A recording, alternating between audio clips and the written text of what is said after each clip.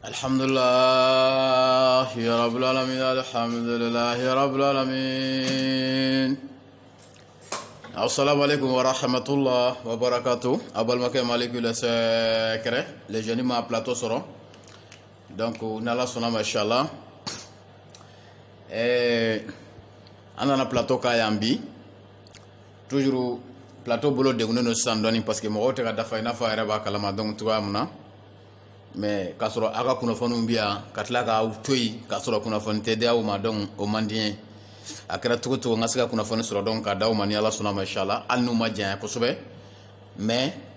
amena kana wala wala ka we na fa ba kalama don tu amna donc ko gumu konnana question sabade an soro en bref amulu titre di donc kateme d'abord amela me baw bere jele fo amunu me effort fourni wala sa kan lame donc dien fam bere jele fe nga fanu nala sonamba fo seli asunyana ya rabbi alaka bekala ya ko noya ani musaka ko chama demayatibu bolo de ngono sani wati na alaka ben noya hero ran ala sonamba inshallah d'abord ga titre di donc ateme titre sabade bien afolo ambal makado ko musodo bale bolo muye ko muso e demisana mo do donc ko nous rapport d'amne dron ko muso ba focale sengana c'est-à-dire ko dimsendo hala le rapporter teme 15 minutes ga donc ba focale sengana amna ko ka ko pourquoi muso bo fo follow question follow donc question flana oye ko muso beleba ni muso jalamane nu ba fo apuchuani koelma olu toyara ko muso membe dia che c'est-à-dire membe dia che dara donc kateme dmenga c'est-à-dire dmene kadi kateme dmenga muso belele ba ni muso jalamani quoi donc belele ba ko jalamani bugale dakolo ja ku gale tronique man jamaay donc kale ma furu folo me ale restera siralembe akonye quoi donc e flanay question sabana we muso ka kungolo dimi e namna damne ona ala sona mashallah muso do be u ka kungolo dimi ka cha kerengere nyana shufela u fe ka soro oluka partenaire yere musoko kanba de mais kungolo dimi bambali ka chu fanfela la donc wel mo kungolo dimi bambali ni furakere kera fon fen ngara wal mani donu kala fon fen ngara a chama ba foko shetana kungolo dimi do ala kan ki shetana autoroma ko el ma abeo de wa wal ma amsiga mu fara parce que anga strade do ni ala sona mo question titre sabanay Bashitara d'abord amba berejele fo aga lamenna anaga tloma jawra wati berejele que ça soit plateau jamacha era ou bien jamacha donc avec tanta kan lame o jaranye ni information ça va de bi amna munu di nala sura Allah sura minute bi janya doni parce que ni kibini sababe détail di donc jako ya minute bi janya nala ka jen inshallah basara musoka ngolo dimi ye muso fan fe suya basaba kata nanai il faut que chelakaw ko o famia mais abilabani information do e gadi musolakaw mo fene famele balya do de mo mesura konana il faut que ango fene jabedi donc musolakaw ma traditionnellement kachaya adegumbe d'abord musoka chufet ngolo dimi niata kala je sabade do anga donia konana donc kata se nanima afolo sumaya kungolo dimi be siga muso soro beba kalama ka fo sumaya shufala fa be raji ko sobe ni lazara temana ka ba sumaya to chama be no ka sumaya obe abu atake kata do su konnana klefela la ba soro abu kusaya doni donc o ke kungolo dimiye musula kara donc ale banan fena tena wakati kono fo su ko wakati bon tete sa wo fobia parce que nafra en che tlena somara fa wulay daraka dun tloni yela klefe chendana abe tloni yela chere jiu sa bulo kana ga nemru bawni kritikara taw sangana era fene be yeleme na chebe ga fe miri fo chetara sogo era be nyimi wula da fe ga fo bigo nani maram karra nyona bi non abna pe duma mbale tabe parce que maram yera be tugo na bi a fene be bi tugo amna donc bigo ni non mena nsego be ke bi bon na fara ko fitri sulana doro ko snaka kirkarate vraiment abe mo dilati abe che dilati ko sobe adegumbe musulo adegumbe chelaka chama barega furu konana muso fanfela la donc do ba ke kelere bo kele kodo mais famille baliara kele ko te ko sobe donc tien yere la o kungolo dimi obe o abo fo ma suma kungolo dimi ka soro sitana strate donc il faut que cɛ ni muso ka communiquer o ko in kan n'a sɔrɔ degun mun don ka degun ka wuli cogo ɲin'a na ka wuli ka bɔ yen n'o tɛ tiɲɛ yɛrɛ la o bɛ yen bon pour que i k'a dɔn k'a fɔ ko ye sumaya kunkolodimi ye o bɛ daminɛ lagazara wagati ka taa se sufɛla kɔnɔna ma ni su taara dɔɔni dɔ bɛ bɔ a la mais don t'a bolo quoi k'a fɔ k'a bɛ don dɔ de choisi o t'a bolo a bɛ se ka na à tout moment donc sumaya kunkolodimi b'o kɛ donc kunkolodimi filanan fɛnɛ muso ka kunkolodimi mun bɛ don sufɛla kɔnɔna na n'a bɛ cɛw ka rapport bali o ye furudimi kunkolodimi ye furudimi mana se yɔrɔ dɔ la a bɛ kunkolodimi provoquer a tigi la kɛrɛnkɛrɛnnenya la n'a bɛ muso la a bɛ kunkolodimi provoquer muso la sufɛlaw fɛ bon o bɛ daminɛ wagati jumɛn o ta tɛ daminɛ wula fɛ dɛ nka o ta bɛ daminɛ fitirida wagati ka taa don donc sufɛla kɔnɔna na a b'a tigi fari kalaya k'a dusukun kɛ i n'a fɔ a bɛna chauffer dɔɔni donc a bɛ kunkolodimi banbali bila a tigi la o ye furudimi kunkolodimi ye mais o ni sumaya ta tɛ kelen ye o fana tɛ sitana sira ye donc o bɛ yen nɔ tugu fana tɛ muso ka tugu fana tɛ bana de don donc kunkolodimi sabanan o ye typhoïde ye typhoïde kunkolodimi fana bɛ muso attaquer mais ale bɛ to ka muso kɔrikɔri depuis sɔgɔmada fɛ mais pas trop a tɛ se ka muso in bali cɛ ka baro dumanw na mais a kɔni bɛ signalement sɔrɔ k'a fɔ ale kunkolo bɛ sɔn k'a dimi quoi donc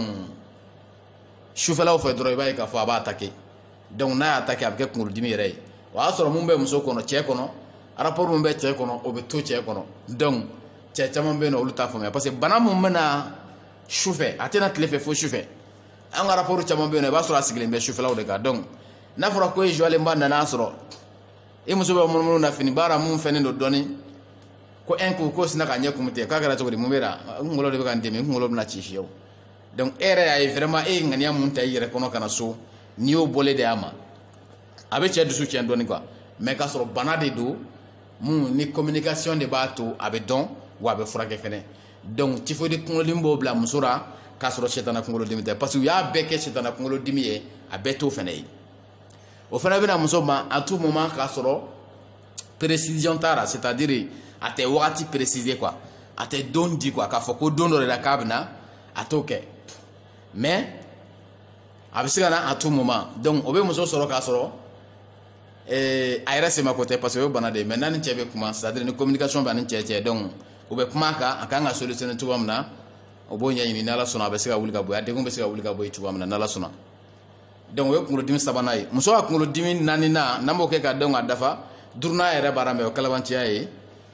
an b'o kɛ k'a dafa mais naaninan mun ye réalité ye n'olu bɛ muso la k'a sɔrɔ a se t'u la ni cɛ caman tɛ k'a faamuya n'a bɛ ka muso caman kunko gɛlɛya k'a b'a ban bolo dilan na de ni su kora ka ban a ye nin b'a yɛrɛ bana de donc su mana e ka bana tɛ wuli fo su fɛ n terikɛ o y'a ɲini dɛ est ce que dilan ka di muso in ye ale dun ka pariko wariko kuma ninnu tɛ ban musaka ka d'a ye mais ni su kɔni kora ka ban a b'a yɛrɛ banabaatɔ bila de n terikɛ cɛ o fana tɛ ɲɛ koyi cɛ ko in bɛ cogo min na sisan i b'i sago kɛ n b'i sago kɛ mais n'a fɔra muso sago bɛ kɛ e ta tɛ sɔrɔ cɛ o fana jateminɛ koyi n tɛ kalabanciya ye fiyewu donc muso mago bɛ sa o cogoya la besoin b'a la mais cɛ bannen bɛ k'a kɛ ko parce que k'a bɛ ban dilan ma ni su kora dɔrɔn k'a ka bana ninnu de bɛ wuli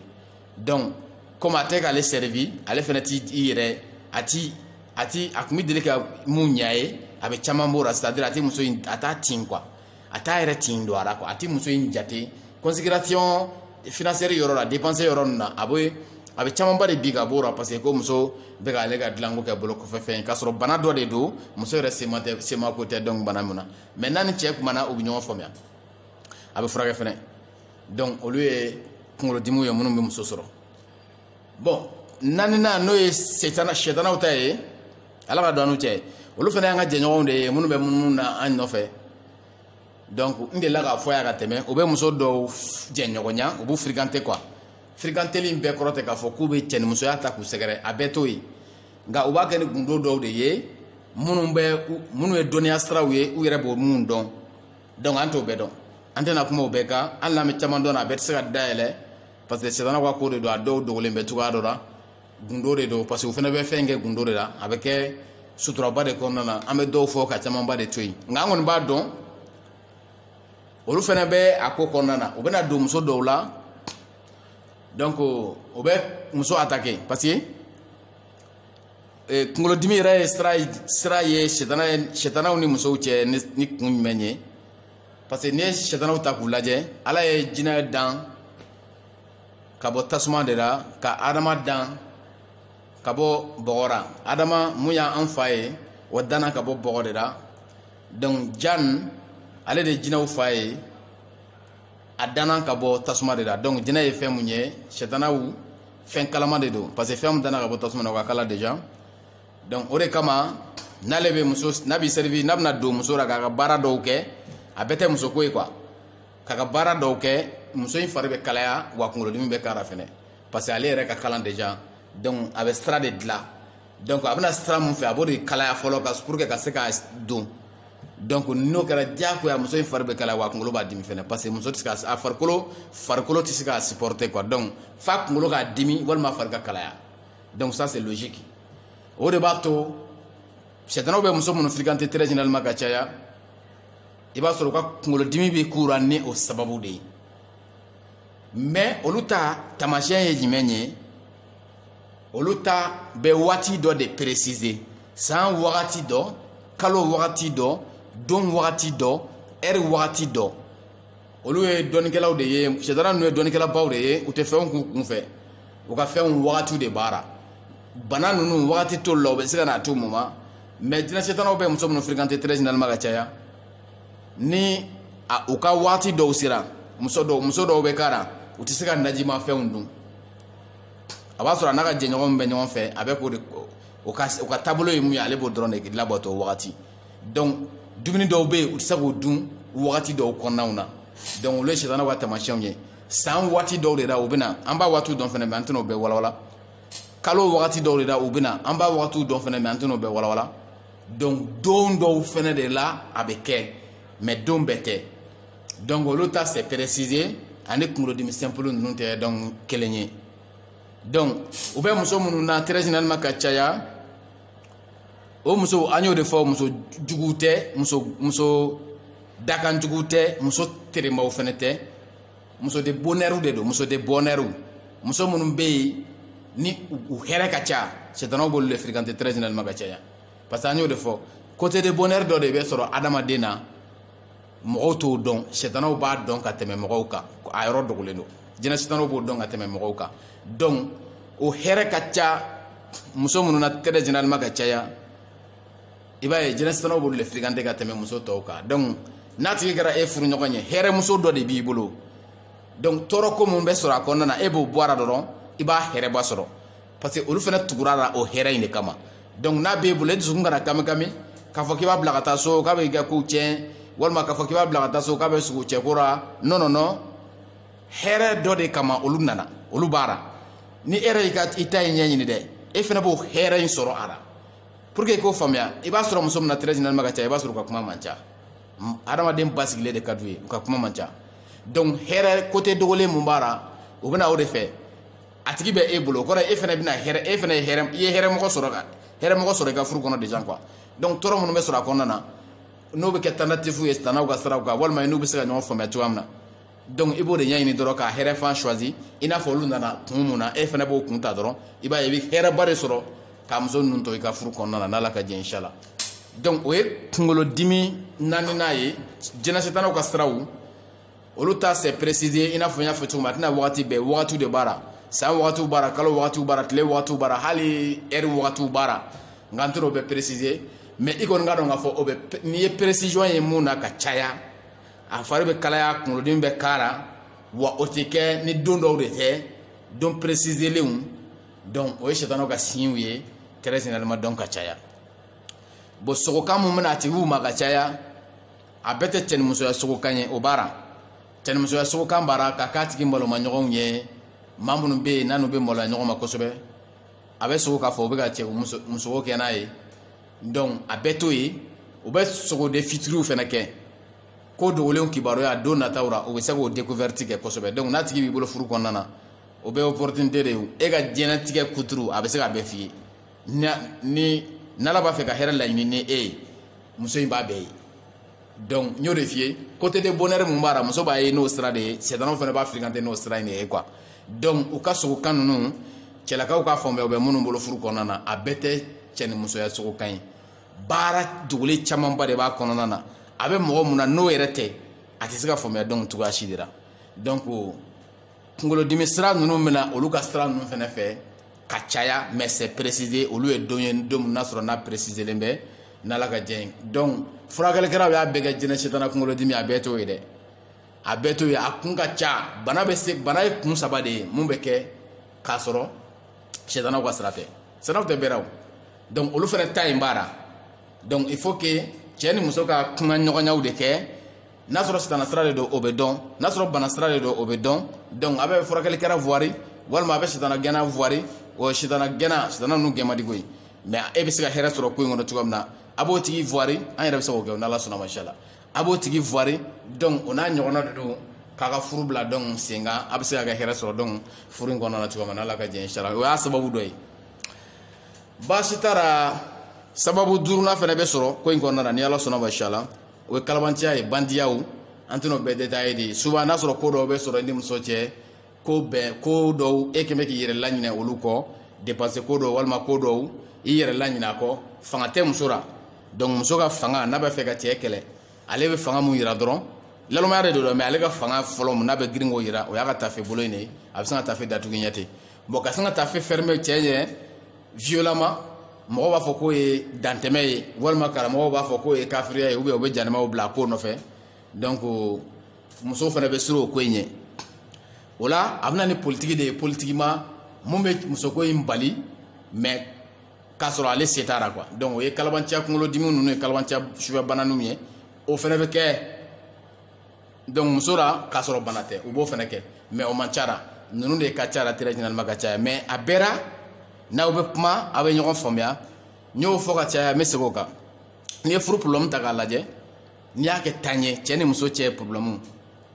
n'i y'a kɛ tan ye 9 bɛɛ bɛ se ka furakɛ a yɛrɛ ma ni kuma ɲɔgɔnya bɛ cɛ ni muso cɛ ni kuma ɲɔgɔnya tɛ yen dɔrɔn donc problème ba de bɛ sɔrɔ furu kɔnɔna na hali dilanko kuma mun n'a bɛ sen kan dilan donna tan dilan bɔra tan dilan donna tan dilan a bɛɛ kumabaliya de ye ɔhɔn karisa n'an ma rapport kɛ vraiment e b'a kɛ cogoya min na vraiment ne tɛ damuba sɔrɔ e bɛ damu sɔrɔ jumɛn na bon vraiment birili ka di ne ye mais ne b'a jateminɛ ne birila i tɛ sɔn birili ma quoi bon o ye dɔ ye vraiment n'an ma rapport la ka to ka sen kɔrɔta vraiment o bɛ ne ci trop sen kɔrɔta yɛrɛ de ka di ne ye ni sen bɛ kɔrɔta o yɛrɛ de ka di ne ye bon ou bien vraiment n'an ma rapport la muso ka yɛlɛ ne ka cɛ o ka di ne ye kosɛbɛ mais tiɲɛ yɛrɛ a fɔli de ka gɛlɛn ne ma bon muso fɛnɛ bon n'an ma rapport la fɛn dɔ bɛ yen o fɛnɛ tɛ o fɛnɛ ka di ne ye o ye jumɛn ye ni cɛ b'a rapport kɛ ni ne ye a ka to ka maga n sin na o ka di ne ye kosɛbɛ walima ni cɛ b'a rapport kɛ ni ne ye ka to ka ne fari maga ɲɔgɔn na olu ka di ne ye kosɛbɛ e t'o kɛ o i m'a ye wa donc ni kuma ɲɔgɔnya bɛ yen fɛn o fɛn bɛ yen k'a tɛ se ka faamu furu kɔnɔ walima fɛn o fɛn bɛ yen k'a fɔ k'a tɛ se ka fɔ a bɛɛ bɛ se ka fɔ fɛn o fɛn tɛ se ka faamuya o bɛ faamuya fɛnɛ en tant que kuma ɲɔgɔnya bɛ donc cɛ ni muso cɛ donc bana ninnu ka dɔgɔ a kɔrɔ yɛrɛ ni kuma ɲɔgɔnya nana dɔrɔn a b'a solution ɲini ɲɔgɔn fɛ dɔrɔn donc ça solutionner k'a sɔrɔ mɔgɔ si da ma don aw ka furu la kuma bɛɛ e bɛnkɛ dɔ da b'i ka furu la kuma bɛɛ attente dɔ de da bɛ e ka furu la kuma bɛɛ i kɔrɔkɛ dɔ de da bɛ aw ni ɲɔgɔn cɛ o tɛ kodɔn ye wa kumabaliya de don i ni muso cɛ wa kumabaliya de don i ni cɛ cɛ n'aw bɛ kuma olu kan kana mun fɔ a la dɛ aw yɛrɛ b'o fɔ a la quoi donc a bɛ continuer k'a sɔrɔ mɔgɔ si da tɛ don aw ka furu kɔnɔna na n'Ala ka jɛ inchallah donc n'a ye kuma ɲɔgɔnya bɔ a ni musow cɛ k'a kɛ yɛrɛ bonya ye ko bɛ muso ɲɛ dɔ yira k'a kɛ yɛrɛ bonya ye ko muso b'a yɛrɛ filan k'i ye k'a kɛ yɛrɛ bonya ye ko cɛ t'a kungo fɔ muso ye k'a kɛ yɛrɛ bonya ye donc i t'a fɛ dɔ k'i kungo mɛn o b'a mɛn parce que i dalen b'i ka mɔgɔ dɔ la i b'o tigi impliqué kuma na o tigi wele ka na o bɛna impliqué intervenir aw fila ni ɲɔgɔn cɛ o fana dalen bɛ dɔ de la o bɛn'o kuma fɔ ye o cɛ donc n nana bitigi la k'i ma na awɔ bon i b'a dɔn cɛ an denkɛ dɔ bɛ yen nɔ ale n'a muso ka ko ka ca trop n da tun bɛ kuma olu ni ɲɔgɔn cɛ o jɔn ye karisa kɛ ale cɛnin tun tɛ kuma dɛ n'a muso kɔni cɛ u ka kuma cayalen don dɛ kuma bɛɛ an bɛ taa kuma na bon o y'o mɛn o fana b'o fɔ dɔ ye o fana e kungo bɛ taa ten i bɛ lebu quoi k'a sɔrɔ i hakili la k'i tɔntɔn in dɔrɔn de b'a kalama donc ni ni muso kun communiquera tiɲɛ yɛrɛ la aw ni ɲɔgɔn cɛ a kun tɛ so yɔrɔ ma mɔgɔw bɛna fɛn min fɔ aw ni ɲɔgɔn cɛ dɛ fɛn de don mun bɛ yen déjà aw yɛrɛ de b'a fɔ fɔlɔ wa a bɛ bɛn a na a bɛ solutionner k'a sɔrɔ mɔgɔ si ma impliqué ko in na donc ni y'a kɛ yɛrɛ bonya ye k'i ni muso tɛ communiquer diyagoya fo dɔ de ka na o kuma in fɔ aw ni ɲɔgɔn cɛ bon o yi lebule de sika fo ite donc ora que ça soit banado ou banate muso kunkolo ba di muso kunkolo ta dimi muso mantimi muso ka timi nte ferama mbe ferama aduna ta boro na nyona nawe pma abeni mbefo baro konana yani te ka ban yani lebtoni ka ban yani ka babi seri nunu ka ban kasoro baro be abeni mbefo ka ban pe unala ka je inshallah mo shi dati do aw nyonche ni ala sona ma inshallah ikana jon I musora ala yɛrɛ de y'a kɛ ten parce que a kɛra muso ye f'a ye den sɔrɔ I fɛ o kun ye t'e bolo ni tun bɛ jɔ a na a kun tɛ furu walima tun bɛ banna dɔrɔn n'a ma ye k'a fɔ furu kɔni kɛra kaban fo den sɔrɔla ala ye o ko in kɛ quoi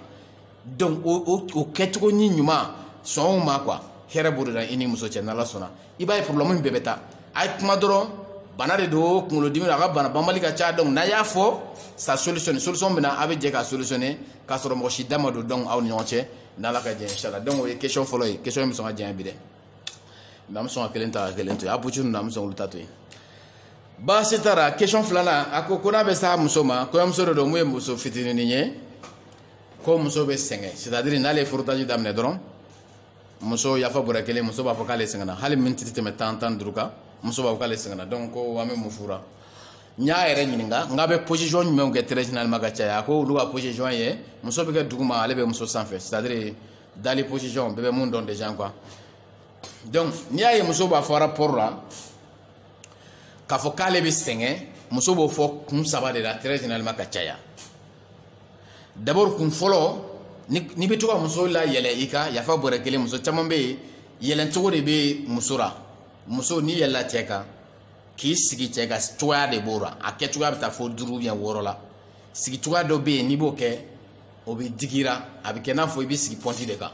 donc sigi cogoya dɔ bɛ yen o ka nɔgɔn ni o ye sigi cogoya dɔ bɛ yen o ka nɔgɔn ni o ye k'a sɔrɔ I bɛ cɛ sanfɛ donc sigi ka wuli ka frotage di cɛ ma k'a sɔrɔ cɛ dalen bɛ muso caman bɛ yen an ka muso ninnu caman bɛ yen sportif tɛ équilibre t'u la donc n'i y'o daminɛ dɔrɔn o bɛ sɛgɛn de donc o ye an yɛrɛ ka musow cogoya ye lafiya ka c'u fari kɔnɔna na ni tan ka segin cayara ko la dɔrɔn a b'u sɛgɛn u yɛrɛ cogoya la donc a b'a fɔ k'ale sɛgɛnnen don sɛgɛn mun bɛ sɔrɔ a kɔnɔna na musow fan fɛ ka caya o y'o ye mais n tɛ se k'a kɛ walima a bɛ digi n na o ye position yɛrɛ faamuyalibaliya ye parce que sigi cogoya de bɛ yen nɔ pour que a ka n'i tɔɔrɔ donc o faamuyalibaliya o b'a to muso caman bɛ yen nɔ a b'olu tɔɔrɔ très généralement donc ka caya I y'a faamuya mon frère o ye sɛgɛn fɔlɔ ye donc sɛgɛn filanan o ye muso dɔ ye mun donna rapport kɔnɔna na I n'a fɔ e ta in a kuralama de don donc a rapport kɔnɔna na a t'o ko in ɲɛdɔn kosɛbɛ a kɔni y'a kuma o mɛn donc a nana don furu kɔnɔna na fɛn mun don ale ye mɔgɔ kura de ye ko in kɔnɔ donc diyagoya I bɛ sɛgɛn a bɛ n'a fɔ n'i ye mɔgɔ dɔ bolikɛlaw minnu bɛ boli kɛra kuma bɛɛ e mɔgɔ kura nana I jɔ k'u lajɛ dɔrɔn a ko cɛ ɲɛna e ɲɛna a diyara e sina ka I ka finiw falen ten ka don u cɛla ka an ka daga yanni mètre damadɔ cɛ dɔrɔn e bɛ sɛgɛn I fana ye mɔgɔ ye n'a fɔ u ye mɔgɔ ye mais e bɛ sɛgɛn parce que munna e ka ko t'o ko in ye ninnu tɛ sɛgɛn munna parce que olu ka ko de kun don donc ale ye mɔgɔ kura ye mun nana don ko in kɔnɔ diyagoya a bɛ se ka sɛgɛn ka sababu kɛ a ka kuraya ye ko in kɔnɔna na bon kɔfɛ o bɛ se ka solutionner donc n'a yɛrɛ ye n'ala ka diya ye donc sɛgɛn sabanan o bɛ dépend cɛ ka faamuyalibaliya la position na parce que olu ka position u y'a fɔ cogoya min na muso dalen bɛ ale bɛ sanfɛ déjà donc n'i bɛ muso sanfɛ k'a sɔrɔ muso dalen don yafa bɔra kelen frottage ye kɛcogoya saba de ye pour que muso ka se ka supporter fo miniti caman kɛcogoya saba de don a fɔlɔ ka I tɛgɛ fila kuru I n'a fɔ n'i bɛ pompe kɛ ka frottage di muso ma o la tɛgɛ fila min kurulen bɛ I kɔrɔ olu bɛ kɛ équilibre ye olu bɛ giriya ta quoi donc ni muso sin bara ninnu ɲɛnafin y'i minɛ yafa bɔra kelen I bɛ to k'i jigin ka na I disi cɛ sin ninnu na k'o sentiment ta quoi mais k'a sɔrɔ I dalen t'a kan directement quoi donc o ye fɔlɔ ye hali ni heure kelen kɛra a bɛ se k'i supporter parce que communication dɔrɔn de bɛ moteur ni ɲɔgɔn cɛ mais I poids t'a kan quoi o ye fɔlɔ ye donc filanan I nɔngɔnkuru o ye I nɔngɔnkuru k'o fila turu donc I nɔngɔnkuru fila turu muso côté fila fɛ I b'a ye I dalen bɛ muso in kan dɛ mais espace bɛ I n'a cɛ réalité yɛrɛ la donc I bɛ se ka frottage d'a ma ka paix d'a ma donc k'a sɔrɔ I poids yɛrɛ sigilen tɛ muso in sanfɛla la donc tuma ni tuma I bɛ to ka sentiment suɲɛ n'a I disi ye muso sin bara yan fan ninnu fɛ o la kɔni I bɛ se k'i bila a kan ka taa ni ka seko damadɔ kɛ ka a disi I bɛ se k'ale bila o kan ka miniti 2-3 yɛrɛ kɛ poitrine pe mun be sɔrɔ a poitrine na n'a sinbara ninnu falen bɛ yafa bɔra kelen n'i b'a fɛ k'o sentiment sɔrɔ donc i bɛ se k'i da kan kuma dɔw la mais i t'o caya i t'a minute janya quoi ka se k'o sentiment in ta donc ka sɔrɔ ka équilibre ɲini ni nɔngɔnkuru ninnu ye ka continuer donc k'i ka frottage kɛ o la i bɛ se ka heure kɛ muso t'a fɔ k'ale sɛgɛnnen bɛ parce que e poids t'a kan quoi donc o ye filanan ye donc sabanan o ye ninnu si tɛ kɛ a bɛ kɛ i n'a fɔ i dalen don walima i sigilen don donc i bɛ woro filancɛ kɔnɔna na i dalen tɛ i sigilen tɛ i kɔrɔtalen don dɔɔni donc i dalen tɛ i sigilen tɛ i bɛ se k'i tɛgɛ fila bila i kɛrɛfɛ dɔrɔn donc i bɛ frottage di muso ma k'a sɔrɔ i poids tɛ donc muso in kan quoi donc i bɛ se ka hali heure kelen k'o cogoya la muso bɛ se k'i supporter i n'a fɔ donc i yɛrɛ b'a fɛ cogoya min na donc ni cɛ m'o faamuya fo ye mɔgɔ kura ye furu kɔnɔna na muso nana di e ma danga in de fɔ danga in de bɛ yen e b'o dɔn bɛɛ b'i da kan de bon e nana i bɛɛ da kan diya fana ye tɔ pousser e y'i bɛɛ da kan ye siɲɛ kelen donc k'a kɛ i n'a fɔ i bɛ nɔɔni na garaba garaba garaba i b'a fɔ bajan bɛ fali kan poids dɔ bɛ e yɛrɛ la bon muso jɔlen bɛ ni e poids in ye a dɔw bɛ yen i b'a sɔrɔ kamalenkɔrɔ kuwalenbaw de don u ye muso min d'a ma o ye denmisɛnnin fitinin bon o degelen t'o ko la e kamalenkɔrɔba bɛɛ nana da o kan équilibre foyi ma foyi équilibre foyi bila i n'a cɛ fo k'i kuturu bɛɛ da kan ten rapport fana ni fanga de don garaba garaba garaba i n'a fɔ bajan ayiwa a bɛ fali sanfɛ a laban na muso b'a fɔ i ka sɛgɛnna o ye wajibi ye parce que e tali de don a bɛ n'a fɔ e kuturu donnini muso k'a jɔni e kuturu ta sisan fo heure kelen o tɛ ɲɛ o hali ni muso in yɛrɛ da e kan a ka to k'a muluku mɛlɛkɛ ten fo heure kelen i b'a fɔ i sɛgɛnna kuma tɛ e yɛrɛ kuturu dalen o muso ni fitinin kan donc a tɛ ɲɛ muso b'a fɔ i k'a sɛgɛnna donc ka kuma lasurunya mon frère a ka position cogoya kama i b'a falen falenni ye jumɛn ye n bɔra ka stratégie minnu f'i ye sisan i b'olu de kɛ o b'a to i bɛ se ka rapport kɛ ni muso ye fo heure kelen a t'a fɔ i k'a sɛgɛnna mais a bɛ diya sɔrɔ la i yɛrɛ bɛ diya ta la donc k'a sɔrɔ a m'a fɔ i k'a sɛgɛnna donc n'i m'o faamuya hali ni rapport janya ma tɛmɛ 10 minutes de kan muso b'a fɔ k'a sɛgɛnna parce que e poids tali a tɛna se k'o kɛ donc cogoya si de la n'ala ka diɲɛ inshallah donc nin ye question sabanan ye mun sɔrɔ ka fɔ aw ɲɛna bi appuie ko in na an tɛna se ka o détail di bi n'ala sɔnna ma an bɛna émission nataw préparer pour que ka se k'o détail di ni ala sɔnna inshallah donc ka kuma lasurunya muso belebeleba ye suguya fila de question min b'an bolo n'an kan ka na jaabi di émission nataw in kɔnɔna na muso jalamani fana ye suguya fila de mais an bɛna a jaabiw di ni ala sɔnna belebeleba mun ye muso tugulen ye ɲɔgɔn na nka camancɛ t'a la quoi o ye belebeleba dɔ de ye belebeleba filanan cɛkisɛ b'a la kɔfɛ yanfan in ka bon mais a yɛrɛ man bon quoi c'est à dire muso ɲuman b'a fɛ mun bɛ cɛw dusukun kami a bɛ se ka kɛ poitrine ba b'a fɛ mais camancɛ b'a la quoi mais a yɛrɛ tɛ maa belebeleba ye o ye muso belebeleba fila de ye jalamani fila fana de bɛ yen jalamani disquette bɛ yen mun ni bu b'a la a yɛrɛ farisogo falen don a yɛrɛ kan mais a tɛ jate muso belebeleba ye